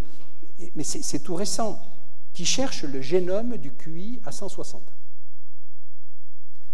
Et donc l'idée, c'est de dire, pour les enfants à naître, je vais, avec cet outil, leur inoculer le QI 160. Alors, la problématique derrière ça, vous vous rendez compte, c'est de se dire, cet enfant à naître va avoir un QI de 160. Alors j'allais dire que moi j'aurais envie qu'il ait un QI de 160 en maths et physique, par exemple. Et puis quand il sera grand, il me dit, mais moi, maths et physique, je m'en fous. Ce que je voulais, c'est faire de l'art. Pourquoi tu m'as donné ça? Inversement, pourquoi tu ne me l'as pas donné alors que tous mes copains ont un QI de 160 et je suis considéré comme un paria? Le problème éthique que cela pose, vous le soupesez? Et si ça ne réussit pas, je détruis le fœtus et on est en plein dans l'eugénisme là-dessus. C'est des problèmes qui n'existaient pas il y a 20 ans et qu'on est en train de découvrir. Je poursuis. Voilà, évolution de l'homo sapiens. Il y a un homme ici dans voilà, le big data, hein, la réalité augmentée, je vous avais fait un truc là-dessus, l'ordinateur quantique, voilà, la perte de la vie privée. Les GAFA, ça veut dire quoi ça? Vous vous souvenez? Google, Apple, Facebook et Amazon. Et parfois animer un M avec Microsoft. Donc c'est les GAFA ou les GAFAM. Parce que Microsoft investit dans l'ordinateur quantique. Et une question majeure, les robots vont-ils tuer le travail? Un de nos amis ici présents me disait qu'il avait lu un livre, c'est tout à fait juste. Voilà, on peut imaginer que l'intelligence artificielle plus les robots pourront prendre 80% des travaux qui se font actuellement dans le monde. Et qu'est-ce qu'on fait des gens qui les font? Ils se forment à l'intelligence artificielle, d'accord? Alors, premier cours, on apprend Heisenberg, Einstein et voilà. Et nous, on est à la retraite, hein, n'est-ce pas, Denise? Non, mais c'est... vous vous rendez compte les situations? Et la compréhension de ça, j'ai essayé de me pencher un jour sur la question de l'ordinateur quantique. Je me dis, mais qu'est-ce que c'est que ce truc-là? Alors, juste, je vais vous donner une image, comme ça vous allez être très savant là-dessus. Je sors une pièce de monnaie. Ce n'est pas pour vous la donner, hein, c'est pas comme ça. Un ordinateur classique, comme celui-ci, comme celui que j'ai en 1, marche avec le fameux bit, vous savez, 0 ou 1, d'accord? Ça va? Hein, il compte avec 0 et 1. 0, 1, 10, 11, 100, 101, ça va? Maintenant, vous êtes familiarisé avec ça. Donc 0 ou 1. Si vous prenez une pièce de monnaie, c'est pareil, hein, c'est pile ou face, 0 ou 1. L'ordinateur quantique, il travaille non pas avec une pièce de monnaie qui est à 0 ou 1, mais avec une pièce de monnaie qui est lancée en l'air, comme ça. Et elle tourne. Et où est-ce qu'elle est passée? Je ne la vois plus. Non, elle est là. Merci. Ça, c'est la vieillesse. Hein, c'est bon, on n'y voit plus. Et elle tourne. C'est-à-dire, elle est dans un état entre 0 et 1, mais elle prend tous les états possibles, d'accord? Donc, vous multipliez par autant la capacité de votre ordinateur. Par contre, dès que vous l'arrêtez et que vous avez le résultat, c'est figé. C'est 0 ou c'est 1. Bon, vous n'avez pas compris? Moi non plus. Voilà, donc ça c'était un professeur qui avait dit, si vous me dites après mon cours sur la physique quantique que vous avez compris la physique quantique, c'est que ou je me suis mal exprimé, ou que vous n'avez rien compris. Voilà, donc... Et je poursuis, voilà. Évolution de l'homo sapiens omniscient, les robots, le test de Turing, pilotage automatique des voitures, des avions, simplification du travail. On est devant une évolution majeure du monde. Un nouveau monde est en train d'arriver et on ne sait pas très bien où il va nous amener. Alors, dernier point, le fameux Homo Deus, je vous en ai parlé, intelligence artificielle forte. L'intelligence artificielle, c'est la capacité à rassembler toutes les informations sur un certain nombre de données, du style, voilà, demain les dermatos, il y en aura très peu, parce que dermatos, on prend une photo, on voit le problème de la plaie, on l'envoie, on la met dans la base de données, tout ont été rassemblés, et donc il vous donne le diagnostic de ce que vous avez. On a fait le test, hein. On a déjà fait le test. Et sur les plus grandes dermatos, sur un cas particulier, 8 avaient raison, 2 avaient faux, et l'ordinateur avait juste. Voilà. Et donc, c'est la chirurgie à distance, hein, c'est des choses comme ça qui se font. Donc, c'est l'accumulation des données et qui vont faire que. Sur ce sujet-là, juste une information. Hier, j'étais en relation, oui, parce qu'on discutait bon, à la fondation du protestantisme, et il y a un représentant de l'État. Ministère lui, il était le ministère des Finances. Et il me disait, on parlait de ça, et on parlait des avocats. Et il me disait, on a discuté avec les avocats, dites-vous que la fonction d'avocat peut être complètement bouleversée. 80% des cas sont des cas classiques, typiques. Vous mettez tout ça en base de données, vous appuyez sur le bouton, vous arrivez sur le cas de l'accident, pop, terminé, le jugement peut être rendu. Et il va être rendu avec toute, j'allais dire, l'historique que vous pouvez avoir. Voilà. Sur 20% des cas, bon, il faut quand même se pencher un peu, surtout sur les crimes, des trucs majeurs, mais vous n'avez plus besoin que 20% des avocats. Sur des sujets pointus, majeurs et autres. Mais le reste peut être traité par l'intelligence artificielle. C'est dire que le métier d'avocat, si vous voulez être avocat demain, les jeunes, c'est très bien, dites-vous qu'il faut que vous travailliez déjà avec l'intelligence artificielle. Et ça, je viens de le... Voilà, ça vient d'être... Je vous dis, hier, déclaration d'Elon Musk, de Stephen Hawking, tiens, il y a une erreur là, Stephen Hawking et Bill Gates sur l'interdiction des robots tueurs. Il y a aujourd'hui un moratoire là-dessus. Les armées ont décidé que les robots tueurs ne devaient pas exister. Robot tueur, c'est quoi? C'est un robot qui est armé, qui a une intelligence artificielle et qui peut prendre seul la décision de tirer, sans être piloté par un homme. Donc aujourd'hui, on oblige à ce que l'action d'appuyer sur la gâchette soit faite par un homme. Mais demain, il pourrait prendre la décision tout seul. On a décidé que ça ne devait pas se faire. Pendant combien de temps? Mais c'est des choses qui sont possibles. Parce qu'une intelligence artificielle est capable d'analyser un environnement complexe qu'un homme, un soldat tout seul au sol ne peut pas voir, ou même en l'air, alors que lui va être capable d'ingurgiter toutes les informations qui sont données par les uns et par les autres et de prendre la décision de tirer tout seul.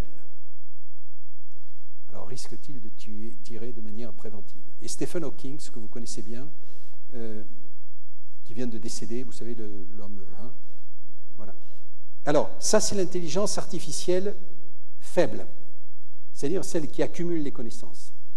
Il en existe une qu'on appelle la forte, c'est là où la machine sera capable elle-même de prendre la décision, toute seule. Et Stephen Hawking disait, alors, personne n'est sûr qu'on y arrive hein, à ça. Réussir à créer une intelligence artificielle forte serait un grand événement dans l'histoire de l'homme, mais ce pourrait être aussi le dernier.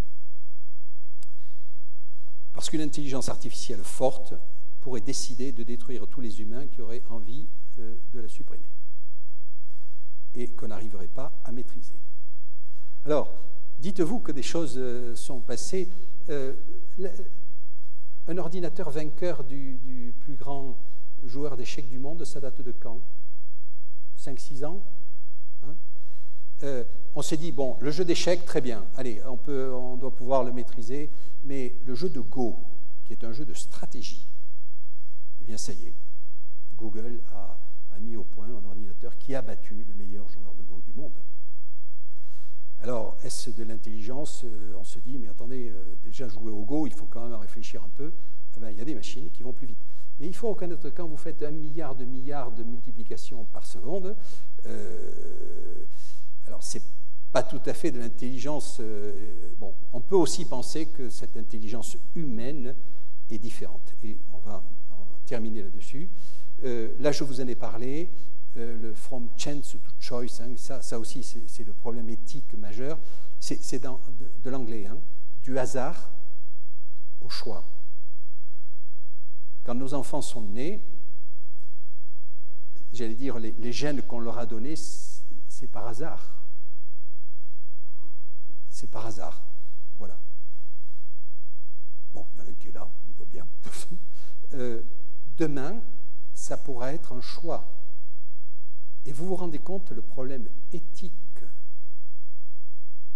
que les parents vont avoir demain quand on va pouvoir leur dire, attendez, votre enfant peut avoir, alors s'il a les yeux bleus ou les cheveux blonds, bon, on peut accepter.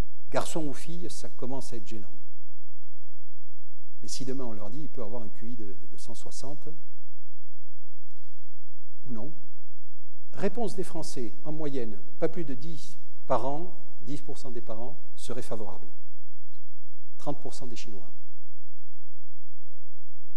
C'est-à-dire qu'ils sont prêts à investir sur un truc. Comment? Ils sont petits et moches. Mais ce qui leur importe, c'est le QI. Et donc, qu'est-ce qu'on devient? Et donc, si vous voulez, je terminerai là-dessus, c'est le risque de l'explosion des fondements de l'éthique. C'est-à-dire que l'éthique, c'est l'humilité, c'est l'innocence, c'est la solidarité. Et comment on risque de passer d'une éthique de gratitude envers ce qui nous est donné, cette terre qui nous est donnée, vers une éthique de la maîtrise absolue du monde extérieur et de soi-même. Et ça s'appelle, la maîtrise du monde, ça s'appelle l'hubris. Hubris. Hubris. La maîtrise, à la fois la maîtrise du monde, tout au moins penser qu'on est, voilà, qu'on est au-dessus et faire des actes qui sont complètement déments. Ce terme vient des Romains, vous vous souvenez de l'empereur romain à qui on disait « méfie-toi, tu n'es qu'un homme, tu n'es pas un dieu ». Alors j'en arrive à la conclusion, à la science des réponses. J'aurais dû mettre le point d'interrogation. Sur le comment, oui, sans ambiguïté, la science répond au comment. Sur le pourquoi, ma réponse est non. La seule proposition de la science est le hasard. Et il faut beaucoup de foi, voilà, pour croire que l'univers, la vie et l'homo sapiens sont le fruit du hasard. On pourrait rentrer plus dans les détails, mais du coup, je suis dans la position, à titre personnel, d'un quelqu'un qui s'est voulu scientifique, mais je me rends compte que ça va tellement vite que finalement je ne le serai plus pendant longtemps, sauf pour les petits-enfants à qui je donne des cours de maths encore, mais ça ne va pas durer. Voilà. Et je termine par cette phrase, « Science sans conscience n'est que ruine de l'âme ». Ça vous dit, qui c'est qui a dit ça? Ah, j'ai voulu mettre, je me suis dit, non, je vais leur poser la question, je vais les coller, tiens. Et c'est quelqu'un que vous connaissez bien, et on n'imagine pas, pardon? C'est pas Léonard de Vinci. Interdiction d'aller sur Internet, là, parce que si vous y allez, vous le trouvez tout de suite. C'est Rabelais. Rabelais. Rabelais, c'est curieux, hein? Moi, j'imaginais pas ça de Rabelais. Mais c'est déjà à cette époque, et encore plus aujourd'hui, franchement. Je crois que science sans conscience n'est que ruine de l'âme, et on y court à grands pas. Alors, je reviens au texte biblique. Et parce que, finalement, qu'est-ce que la Bible propose? Vous avez compris qu'au travers de ce que nous donne la science aujourd'hui, voire la technologie, mais surtout la science, j'emploie ce terme, plus je regarde les étoiles, plus je vois Dieu. Plus je regarde la vie, plus je vois Dieu. Plus je regarde l'homo sapiens, plus je vois Dieu, quelque part, à l'origine de ça. Et du coup, reprenant ce texte biblique de la Genèse, vous vous souvenez, celui qui nous a donné ce fameux étrange situation de cette terre plate sur les étoiles, reposant sur des colonnes, je reviens là-dessus et j'ai envie de vous dire, analysons-le non pas avec une vue dogmatique, mais avec une vue de, j'allais dire, de spiritualité. Quelle était l'intention de l'auteur? L'auteur n'était pas scientifique. Vous avez vu que la science est née en 1500, et là on est en 2000 ou 1000 avant Jésus-Christ. Donc la notion de science n'existe pas. Quel est le message qu'il veut faire passer? Le message qu'il veut faire passer, et qui, je crois, est encore d'actualité, vous allez le comprendre, et si vous connaissez, je pense que beaucoup d'entre vous connaissent ce texte, c'est « Au commencement, Dieu, créateur de l'univers ». D'ailleurs, ça commence par cette lettre B comme bérétite, au commencement Dieu. Ça vous rappelle quelque chose sur le Big Bang, là? Au commencement Dieu. Et ensuite, Dieu qui va créer les choses bonnes. Tov, ces choses bonnes qu'il va créer. Il va créer la vie, il va créer les animaux, il va créer l'homme et la femme. Entre nous. Encore aujourd'hui, on est en train de se battre pour essayer de faire que les femmes soient au même niveau que les hommes. La Bible nous dit dans la Genèse qu'il va les créer tous les deux au même niveau, hein, l'un à côté de l'autre, hein, voilà, au service de l'autre. Je vous signale que c'est Dieu qui sert l'homme. Donc cette position était presque plus haute que celle d'Ève, était plus haute que celle d'Adam. Bon, peu importe, mais au moins au même niveau. Et il les crée à son image. Et cette image, attendez, qu'on est en train de regalvauder en ce moment en disant, ça y est, l'homme est tout-puissant. Enfin, veut être tout-puissant. C'est récent, mais c'est terriblement étrange. Et Dieu a créé, alors je le dis volontiers, a créé le sabbat, temps propice à notre réflexion et au partage. Il va dire à un moment donné, eh bien, dans la semaine, à un moment donné, vous vous arrêtez. Vous arrêtez. Et vous réfléchissez. Et ça va être un temps de relation avec moi. Parce que si vous prenez le texte biblique et reprenons-le tel qu'il est, il est bien dit que le premier jour, qui fut celui de la semaine, enfin le premier jour d'existence complet de l'homme, fut le sabbat, de cette relation qu'il a avec son Créateur. Alors, ceci pour dire, pour revenir à ceci, et pour continuer, au travers de ce texte, Dieu va confier la nature à l'homme. Hein. Il a demandé à l'homme de gérer la terre. On est en plein dans l'écologie. Enfin, je veux dire que si on avait écouté ce texte dans le sens profond, on devrait être les leaders, les chrétiens en général devraient être les leaders de l'écologie. C'est un cadeau que Dieu nous a fait. Et on en fait quoi? N'importe quoi. Et du coup, Dieu donne du sens à nos vies. Et ni le post-scientisme tel que je vous l'ai décrit, ni le technologisme n'ont droit de regard là-dessus. Ne nous laissons pas manipuler par ça. Et Dieu nous demande de renoncer à notre hubris de toute puissance que le monde est en train de faire. Et ce qui m'inquiète le plus, c'est que voilà, on est en train de partir dans ce que j'appelle une dichotomie, avec des gens qui vont devenir de plus en plus riches, de plus en plus puissants, de plus en plus vieux peut-être pour eux, avec une médecine de plus en plus poussée, qui va coûter de plus en plus cher, mais qu'ils vont pouvoir se payer, et le reste de population qui n'aura rien. La révolution de 1789 a commencé comme ça.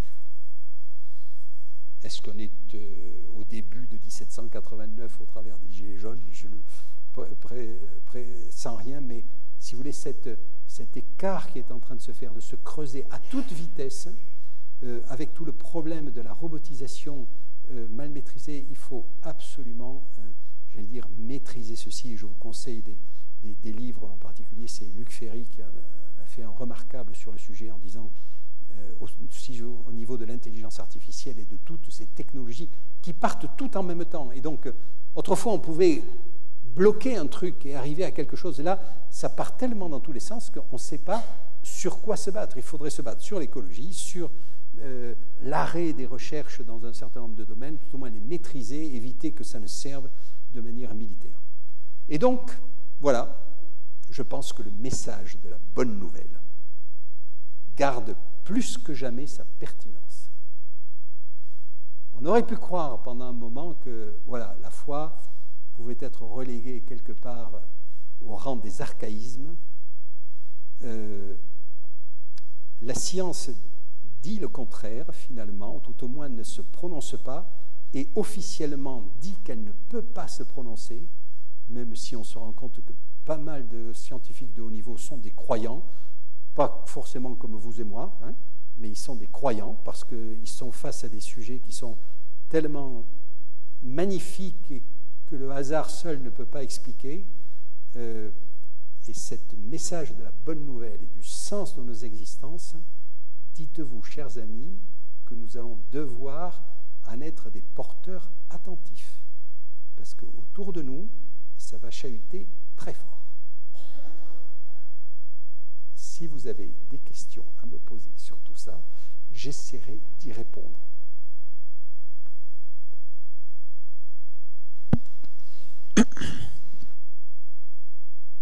Nous allons déjà commencer par te remercier, parce qu'on n'a pas eu besoin d'aspirine, personne n'a mal à la tête, regarde, tout le monde va bien, tout le monde a compris, personne n'a levé la main, et en plus, pas vu de signe, donc voilà, ça va encore. On t'a pas arrêté, en plus on est rassuré pour ta retraite, puisque tu nous dis toujours que tu as un petit-fils qui est brillant, il s'occupera pendant 1000 ans de toi, puisqu'il vivra certainement 2000 ans, donc tout va bien. Alors s'il y a des questions, est-ce qu'il y a des questions? Tu veux bien les récupérer pour moi? Super.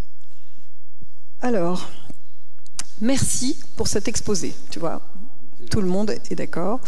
Question, quelle est la place de la foi dans cette excellente démonstration? Une ferme assurance des choses qu'on espère, une démonstration de celles qu'on ne voit pas.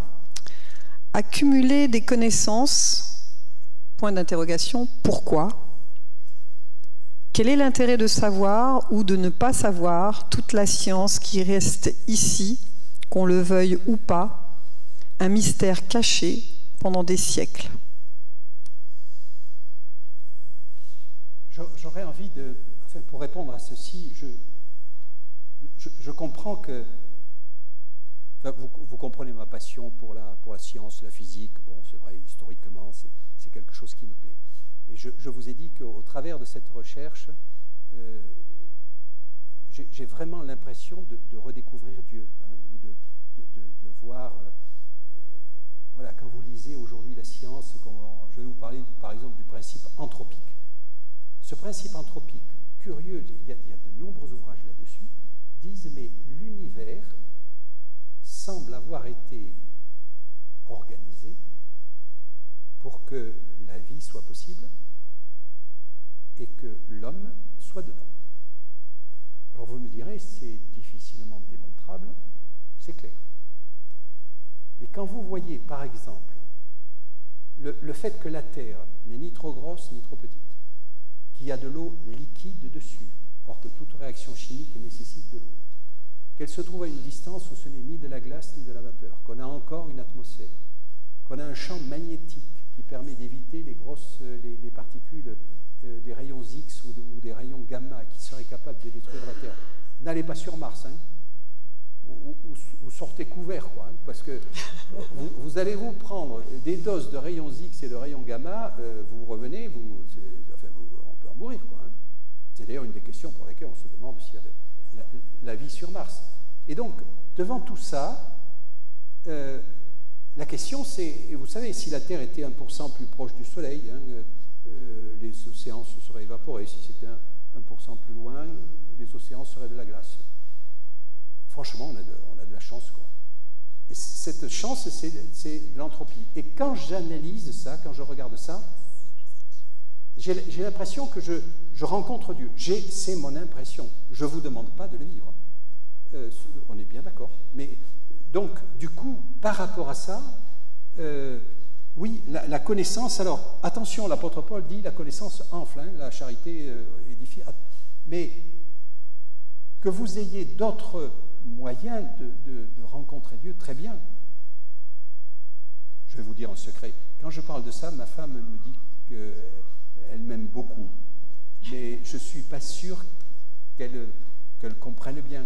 Mais par contre, elle me dit, moi, ce qui m'émerveille, c'est la naissance d'un enfant. Et là, moi, je ne comprends pas bien, mais elle le comprend. Et dans la naissance d'un enfant, elle voit Dieu. Et c'est presque aussi grand, et même certainement, peut-être encore plus grand, que la naissance de l'univers. Et donc, vous pouvez, je pense que chacun peut voir Dieu au travers de cette découverte. Et la position de, j'ai envie de dire, de l'Église adventiste, soyons clairs, dit qu'il y a, propose, j'allais dire, plusieurs livres, plusieurs endroits de révélation de Dieu. La Bible, dont on a parlé assez longuement, on aurait pu lire les textes. Il y a la conscience et il y a la nature. Et franchement, elle n'interdit pas, bien au contraire, d'analyser la nature. Si ce n'est pas votre truc, ce n'est pas un problème, hein, on est d'accord, je n'ai pas de... Voilà. Si la Terre n'est pas sur des piliers comme ils le croyaient il y a 6000 ans, qui nous dit que les vérités scientifiques aujourd'hui sont vraies? Sont vraies. Oui. Alors, la particularité de la science, par rapport au dogmatisme, c'est qu'elle a une grande capacité à se remettre en cause. Et effectivement, vous pouvez croire que la Terre est plate et qu'elle repose sur des piliers. Ce qu'il y a, c'est qu'on s'est donné un certain nombre de moyens pour vérifier que ce n'était pas le cas. Et donc, est-ce que la science, certes, elle peut se tromper, mais ce qu'il y a, c'est que chaque fois, elle va progresser. Je vais m'expliquer. Vous prenez Newton. Newton, c'est la pomme, hein, la pomme qui tombe, vous vous souvenez? Bon, et donc, on a dit, il découvre la gravité, d'accord? Et ça a permis d'expliquer beaucoup de choses. Einstein arrive. Il dit, c'est pas tout à fait comme ça que ça se passe. Mais si je vous dis que ça se passe comme étant, si la Terre tourne autour du Soleil, c'est parce que le Soleil déforme l'espace-temps qui se trouve autour de lui, et que donc la Terre décrit une ligne droite qui en fait est une courbe, mais c'est une ligne droite du fond d'une truc autour, dans cet espace-temps. Pause, je vais faire comme Elisabeth. On t'aime beaucoup, Patrick. Pourquoi je te dis ça? C'est parce que Einstein est allé plus loin, mais c'est quand même plus commode de penser à la pomme, d'accord? Et donc c'est plus facile. Mais, et donc Einstein est allé plus loin. Et Einstein dit, tant que les vitesses sont très faibles, utilisez Newton, d'accord? Quand vous approchez de la vitesse de la lumière, utilisez Einstein. Et donc, c'est une sorte de remise en cause, mais qui va intégrer quelque chose de plus. On n'a pas trouvé de colonne sous la Terre, et je puis vous assurer qu'on n'en trouvera pas. Maintenant, si on reprend le texte de la Bible, qu'est-ce que l'auteur veut dire au travers de ça? Et l'auteur veut dire au travers de ceci que la loi de Dieu est tout à fait merveilleuse, parce qu'effectivement, prenez quelqu'un avant Galilée, à qui on dit la Terre est une sphère en l'air, comme ça, qui tourne autour du Soleil. Attendez, franchement, il ne peut pas comprendre. Donc s'il y a une Terre, c'est qu'elle a des bases, elle a des colonnes. Et donc il exprime au travers de ça la reconnaissance qu'il a vis-à-vis de ce Dieu qui a créé cette Terre-là. Il emploie le terme de colonne, ça me va finalement, c'est de la poésie par rapport à ça. Et c'est très bien. Alors, où et quand s'arrêtera la connaissance, puisqu'il est écrit que la connaissance augmentera? Ah ben, la preuve, elle augmente. La connaissance augmente, et vous avez vu les limitations qu'on a hein, aujourd'hui. Et donc, au travers de cette connaissance qui augmente, E égale MC2, on n'ira pas plus vite que la lumière, on ne pourra pas descendre trop profond. Mais en étant dans des tas de domaines, regarde, dans la biologie, dans des choses comme ça, tout à fait étonnantes. La question qu'on a, c'est que c'est tout à fait passionnant. Je crois que ça ne s'arrêtera pas. Durant l'éternité, je m'inscrirai à des cours sur le comment Dieu s'est pris pour créer l'univers et pour créer la vie. Ça me prendra du temps, mais j'aurai tout mon temps et j'aurai l'éternité. Et donc, si tu veux, c'est ça qui est, à mon avis, merveilleux, c'est qu'on est en train de découvrir des parcelles de ce Dieu magnifique. Dans le domaine de la recherche médicale, ne peut-on pas compter sur les différents comités d'éthique pour maîtriser les avancées, exemple l'ADN copié-collé et jumeaux? Oui, alors non seulement il faut compter sur eux, mais il faut leur donner les moyens de coercition. Et si tu veux, c'est là tout le problème. Parce que, tout au moins c'est comme ça que je le perçois, tout le monde est bien d'accord allez, interdiction de faire le clonage humain, interdiction de changer les gènes des enfants, parce que si tu changes un gène d'un enfant, il va le porter pour toutes les générations futures, et on ne sait pas ce que ça va, quelle est la conséquence. Si tu veux, c'est ça la problématique. Cet scientifique qui a changé les gènes de ses enfants, soi-disant, et peut-être vrai pour ne pas qu'ils portent le virus du sida, mais s'il n'y a pas d'autres conséquences derrière, qu'est-ce qu'il va en faire? Et on ne sait pas. Et si tu veux, ça, c'est pas normal. Donc, il faut arriver à contrer cette chose-là. Et je crois qu'il va falloir qu'on se mette, nous, dans ce type de comité pour afficher une position là-dessus. La vie appartient à Dieu. Et tu veux, mon sentiment, c'est un peu comme l'énergie atomique. Hein. Quand on a découvert l'énergie atomique, on a touché un truc qui est ultra sensible. Qui n'est pas faux, mais qui est ultra sensible. Ça peut être tout à fait extraordinaire pour l'humanité si c'est bien géré. Et ça peut être une catastrophe si tu te transformes en bombe atomique. Et comme toujours. L'analyse génétique, si on arrive à éradiquer un certain nombre de maladies, gloire à Dieu, enfin, c'est merveilleux. Mais si c'est pour créer des surhommes ou des transhumanistes... L'éthique n'a-t-elle pas évolué avec le temps et ne va-t-elle pas évoluer encore pour laisser la place à des actes qu'elle interdit aujourd'hui? C'est un vrai sujet. C'est un vrai sujet et j'ai pas de... l'éthique va et revient. Voilà, l'IVG est en train d'être interdite à un Ohio, par exemple. Et demain, ça sera considéré comme un crime. Alors que ça ne l'était pas. C'est des vraies questions que je me pose au travers de ça. Et il peut y avoir à la fois des dérives dans un sens et puis des retours en arrière brutaux, voilà, sur des fondamentalismes passés qui sont assez étrangers. Je pense qu'on va assister à des affrontements. C'est bien souvent lié aussi à l'utilisation qu'on en fait, parce que l'IVG, ça devient quelque chose d'automatique, et donc c'est ça qui est dangereux. Si c'est un moyen de contraception, la réponse est non. Voilà. Face à ce dilemme que représentent les progrès de la science et la destruction de notre planète, quelle attitude, nous, les chrétiens, devons-nous adopter, à savoir suivre la modernité ou s'y opposer?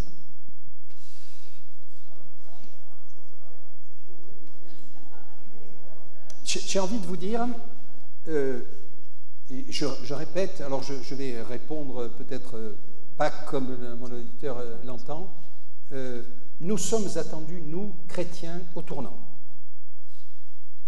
J'ai assisté, je vous l'ai dit, à une rencontre au Sénat, organisée à l'époque par Nicolas Hulot, au Sénat français laïque, hein, qui réunissait les religions, protestants, catholiques, juifs, bouddhistes. Et son discours était de dire: vous êtes en première ligne pour l'écologie. Et agissez. Et la question est, attendez, pourquoi vous, laïcs, vous nous dites ça? Il dit, vous avez un immense avantage que n'ont pas les autres. Et je vais vous en citer juste quelques-uns. Le premier, c'est que vous avez pour vous la durée. Nous, les politiques, notre durée de vie, c'est les élections, c'est 3 ans. Au bout de 3 ans, on est mort. Si on n'est pas réélu, c'est pas la peine. Les financiers, leur délai, c'est la microseconde. Hein. Un jour, je vous expliquerai pourquoi. Vous avez l'éternité devant vous. Or, l'écologie, ça demande du temps. Et donc, vous faites ça pour vos enfants et pour vos petits-enfants, et vous l'avez toujours fait. Donc, c'est un énorme avantage. La deuxième chose, c'est que vous savez ce que c'est que de changer les comportements. Ça s'appelle la conversion. Or, aujourd'hui, on se rend bien compte que si l'écologie veut réussir, il faut changer les comportements individuels. Et donc, il y avait ainsi 3 ou 4 arguments majeurs sur lesquels nous, en tant que religieux, il s'adressait à des religieux, vous avez des choses à dire. Le dernier point, je vais l'oublier, vous reconnaissez que vous avez un Dieu créateur. Donc, tu as compris, je suis créationniste. Dans ce sens où je crois en un Dieu créateur. Alors, pas comme certains le pensent, mais je crois en un Dieu créateur. Il me dit, mais si c'est un Dieu qui vous a donné ça, franchement, c'est un cadeau. Pourquoi vous ne l'entretenez pas? Pourquoi vous ne faites pas de votre mieux? Enfin, quand vous recevez un cadeau, vous faites quoi? Vous le jetez à la poubelle, vous le négligez. Et donc, vous avez un argument supplémentaire pour vous en tant que croyant. Et franchement, ne soyons pas les derniers à agir sur l'écologie. Alors vous allez me dire, le monde va disparaître un jour. Oui, mais Dieu le fera disparaître le jour où il voudra, et ce sera son temps. Et en attendant, ce qu'il nous demande, c'est d'agir, et au quotidien. Exactement. Lui, c'est son temps, c'est pas le mien. Alors une question, Patrick. Est-ce que tu es en paix? C'est la dernière question. C'est la dernière question. Est-ce que tu es en paix et est-ce que tu es heureux? Alors, en paix, oui. Heureux, oui. Mais en même temps inquiet. Ah, parce que les scientifiques sont-ils utiles pour nous permettre de vivre en paix et heureux? Donc vous voyez, un scientifique, c'est en paix, c'est heureux, mais c'est inquiet. Patrick, je pense qu'on peut conclure sur cette question, ou est-ce que tu veux rajouter quelque chose? Non, non.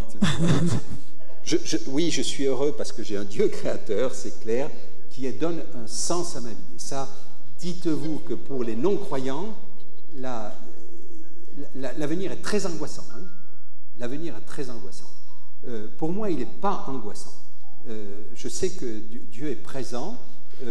Alors, c'est vrai qu'il faut agir au quotidien. Ce que je crains, c'est que l'égoïsme, les fake news, tu vois, les trucs comme ça, soient en train de prendre une place et que les dictatures ne soient en train de remonter. Et ça me gêne. Ça sent pas bon. Franchement, ça sent pas bon. Voilà. Merci Patrick, merci beaucoup. Merci d'avoir répondu à toutes les questions.